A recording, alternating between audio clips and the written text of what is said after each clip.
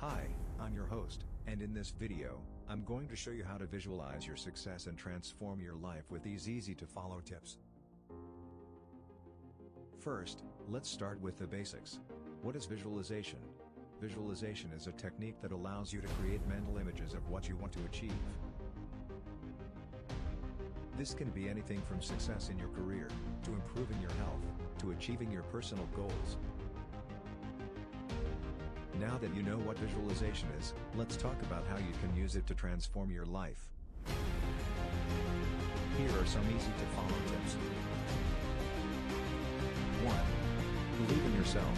If you don't believe in yourself, it'll be harder to achieve your goals.